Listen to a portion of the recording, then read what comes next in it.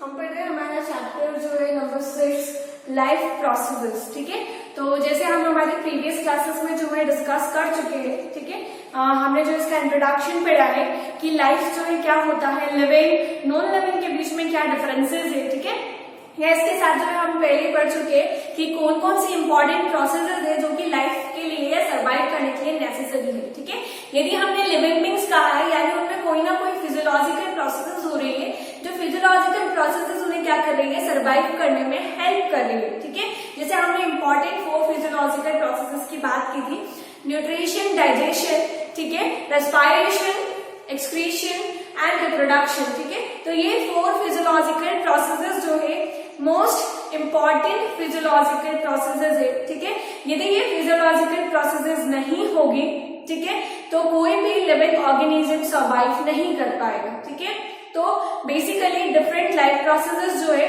ठीक, इनके बारे में हमें इस पूरे चैप्टर में स्टडी करना है। ठीक है, तो हमने स्टार्ट किया था फर्स्ट जो हमारा प्रोसेस है न्यूट्रिशन। ठीक है, और हमने कहा था न्यूट्रिशन क्या होता है। ठीक है, हम आउटसाइड इन्वायरमेंट से जो मटेरियल्स लेते हैं या जो सब्सटेंसेस लेते हैं जो कि हमारी ग्रोथ, डेवलपमेंट या किसी पर्टिकुलर जो है सब्सटेंसेस की सिंथेसिस में हेल्प करता है, उसे ही हम कहते हैं न्यूट्रिशन। ठीक है, तो हमने देखा था 2 डिफरेंट टाइप्स के न्यूट्रिशन होते हैं, ऑटोट्रॉफिक न्यूट्रिशन है, हेटेरोट्रॉफिक न्यूट्रिशन। ठीक है, तो हमने ऑटोट्रॉफिक न्यूट्रिशन में देखा था कि वहां पर प्लांट्स क्या कर रहे हैं या कुछ ऑर्गेनिजम्स ऐसे होते हैं जो कि इनऑर्गेनिक सब्सटेंसेस का यूज करके अपने फूड की खुद सिंथेसिस करते हैं, जैसे कि प्लांट्स। ठीक है, प्लांट्स क्या करते हैं, इनऑर्गेनिक सब्सटेंसेस यानी कि कार्बन डाइऑक्साइड और वाटर मॉलिक्यूल का यूज करते हैं और अपने फूड की सिंथेसिस करते हैं, यानी कि कार्बोहाइड्रेट या ग्लूकोज मॉलिक्यूल का फॉर्मेशन करते हैं।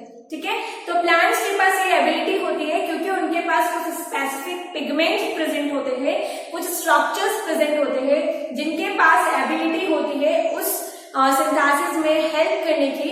ठीक है, इन्हीं स्ट्रक्चर्स की वजह से प्लांट क्या करते हैं, अपना फूड सेल्फ सिंथेसिस करते हैं। ठीक है, फिर हमने कहा था हेटेरोट्रॉफिक न्यूट्रिशन यानी कि ऐसा न्यूट्रिशन जहां पर कोई ऑर्गेनिज्म अपना फूड किसी और ऑर्गेनिज्म से ले रहा है, यानी कि वो अपने फूड के लिए किसी और ऑर्गेनिज्म पर डिपेंड है, उस तरह के न्यूट्रिशन को हमने हेटेरोट्रॉफिक न्यूट्रिशन कहा था। ठीक है, और उस तरह के ऑर्गेनिजम्स को हम हेटेरोट्रॉफिक ऑर्गेनिजम्स या हेटेरोट्रॉप्स कहते हैं। ठीक है, तो उसमें हमने जैसे देखा था कि अलग अलग टाइप्स के हमने हेटेरोट्रॉफिक न्यूट्रिशन की बात की थी, जैसे कि एक हमने देखा था जो है सेप्रोफिटिक जो है न्यूट्रिशन। तो सेप्रोफिटिक न्यूट्रिशन में क्या होता है, जब कोई ऑर्गेनिज्म जो है वो फीड करता है डेड एंड डिके मटेरियल पर, तो उस तरह के न्यूट्रिशन को हम कहते हैं सेप्रोफिटिक न्यूट्रिशन। ठीक है, जैसे कि फंगसेस जो फंजाइल्स होते हैं वो भी ऑर्गेनिज्म से लिव है, तो वो किस तरह के ऑर्गेनिज्म से, सेप्रोफिटिक ऑर्गेनिज्म से। ठीक है, इसके अलावा एक हमने देखा था पैरासिटिक ऑर्गेनिजम्स। ठीक है, तो पैरासाइट्स या पैरासिटिक न्यूट्रिशन क्या होता है,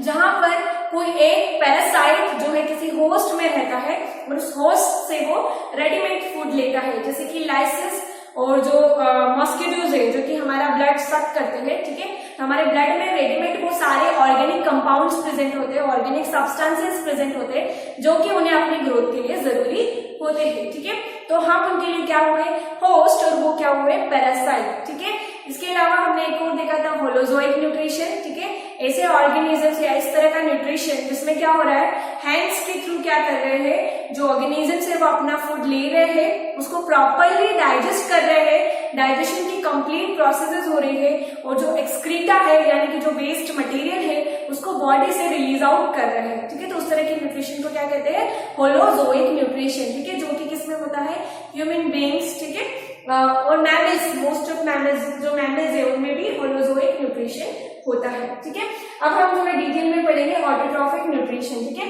तो जैसे हमने कहा कि प्लांट्स जो है वो ऑटोट्रॉफिक न्यूट्रिशन परफॉर्म करते हैं, वो एक तरह के ऑटोट्रॉफ्स है, यानी कि वो क्या कर रहे हैं, सनलाइट का यूज कर रहे हैं और अपने फूड की सिंथेसिस कर रहे हैं। लेकिन वो ऐसा क्यों कर पा रहे हैं, क्योंकि उनके पास, जैसे आपने देखा होगा प्लांट की लीव्स जो है ग्रीन कलर की होती है। ठीक है, तो क्यों होता है, क्योंकि आपने ऐसा सुना भी होगा कि उनके जो लीव्स है उसमें पिगमेंट प्रेजेंट होता है जिसका नाम है क्लोरोफिल।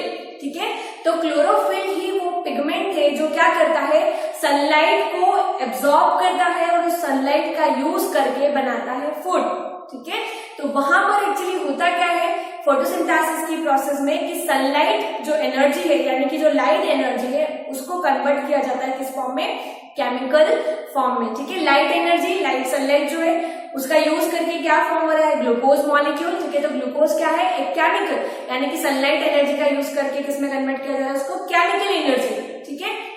तो प्लांट्स क्या करते हैं, एटमॉस्फेयर में प्रेजेंट कार्बन डाइऑक्साइड को अपनी लीव्स में प्रेजेंट कुछ स्पेसिफिक स्ट्रक्चर, प्लांट की लीव का आप स्ट्रक्चर देखेंगे, आपके बुक में स्ट्रक्चर दिया हुआ है, ठीक है। तो आप इसको थोड़ा सा प्रॉपर्ली देखें। जब आप प्लांट की लीव्स का स्ट्रक्चर देखते हैं तो इन प्लांट की लीव्स में अपर और लोअर साइड पर कुछ पोर्स प्रेजेंट होते हैं, जिन पोर्स को कहा जाता है स्टोमेटा, ठीक है। क्या कहा जाता है, स्टोमेटा, ठीक है। तो स्टोमेटा क्या करते हैं, ठीक है। आप आपकी बुक में स्टोमेटा का डायग्राम भी आपको दिख जाएगा, जहां पर स्टोमेटा जो है ओपन फॉर्म में भी है और क्लोज्ड भी है, ठीक है। तो डे टाइम में स्टोमेटा ओपन होते हैं क्योंकि वहां पर उस टाइम पे क्या गैसेस का एक्सचेंज होता है, किसके थ्रू होता है, उन लिव्स में प्रेजेंट स्पेसिफिक पोर के थ्रू। पोर क्या है, स्टोमेटा, ठीक है। तो स्टोमेटा क्या करता है, गैसेस का एक्सचेंज करता है, यानी एनवायरमेंट में प्रेजेंट कार्बन डाइऑक्साइड को लेता है और जो ऑक्सीजन प्लांट के अंदर बनता है किस प्रोसेस के थ्रू, फोटोसिंथेसिस की प्रोसेस के थ्रू उस ऑक्सीजन को रिलीज करता है, ठीक है। तो बेसिकली जो है प्लांट की लीव्स में ग्रीन कलर का पिगमेंट भी प्रेजेंट होता है जिसका नाम है क्लोरोफिल, जो कि क्या करता है, सनलाइट को एब्जॉर्ब करता है, ठीक है। इसके साथ साथ इनकी लीव्स में प्रेजेंट होते हैं स्टोमेटा, यानी कि कुछ पोर्स जो क्या करते हैं, गैसेस का एक्सचेंज करते हैं। जैसे हमारी जो है नोज है, ठीक है, उसके नॉस्ट्रिल्स है जिसके थ्रू हम इनहेल और एक्सहेल यानी गैसेस का क्या करते हैं, एक्सचेंज करते हैं, यानी ऑक्सीजन लेते हैं और कार्बन डाइऑक्साइड रिलीज करते हैं। तो सिमिलरली प्लांट के पास भी तो कुछ ना कुछ स्ट्रक्चर्स होंगे जिसके थ्रू वो अपनी गैसेस का क्या कर रहे हैं, एक्सचेंज कर रहे हैं, यानी कार्बन डाइऑक्साइड ले रहे हैं और ऑक्सीजन रिलीज कर रहे हैं। तो वो पर्टिकुलर स्ट्रक्चर क्या है उनका, स्टोमेटा, ठीक है। और स्टोमेटा जो है उसका स्ट्रक्चर आपकी बुक में दिया हुआ है, उसमें कुछ स्पेसिफिक सेल्स होते हैं और साथ में बीच में प्रेजेंट होता है स्टोमेटल पोर, जो कि डे टाइम में ओपन होता है और नाइट में क्लोज होता है, ठीक है। तो जब वो डे टाइम में ओपन होता है तो वो गैसेस का क्या करता है, कंटिन्यूअसली उस टाइम एक्सचेंज करता है, ठीक है। तो जब प्लांट जो है अपना फूड सिंथेसिस करते हैं तो उसके लिए उन्हें जरूरी होता है क्या, कार्बन डाइऑक्साइड गैस, जो किसके थ्रू लेते हैं, वो स्टोमेटा के थ्रू, ठीक है। वाटर मॉलिक्यूल, वाटर मॉलिक्यूल जैसे हमें पता है प्लांट की रूट्स होती है, ठीक है। प्लांट की रूट्स कहां से, सॉइल से वाटर को एब्जॉर्ब करती है। इसमें एक टिश्यू होता है प्रेजेंट जिसका नाम है जाइलम, ठीक है। हम पढ़ेंगे आगे इसको, ठीक है, क्या नाम है, जाइलम, ठीक है। तो जाइलम क्या करता है, सॉइल से वाटर को एब्जॉर्ब करता है, मतलब रूट्स जो है वाटर को एब्जॉर्ब करते हैं, जाइलम के थ्रू कहां पहुंचता है वाटर, लीव्स तक पहुंचता है, ठीक है। वहां पर कार्बन डाइऑक्साइड और वाटर दोनों होता है। इसके साथ साथ लीव्स में प्रेजेंट होता है पिगमेंट जिसका नाम क्या है, क्लोरोफिल, ठीक है। तो वो क्लोरोफिल क्या करता है, सनलाइट को एब्जॉर्ब करता है और जब सनलाइट और क्लोरोफिल दोनों प्रेजेंट होते हैं तो कार्बन डाइऑक्साइड और वाटर मॉलिक्यूल दोनों क्या करते हैं, रिएक्ट करते हैं और सिंथेसिस करते हैं एक ऑर्गेनिक कंपाउंड यानी कि कार्बोहाइड्रेट और ग्लूकोज की, ठीक है। रिलीज करते हैं ऑक्सीजन गैस और वाटर मॉलिक्यूल, ठीक है।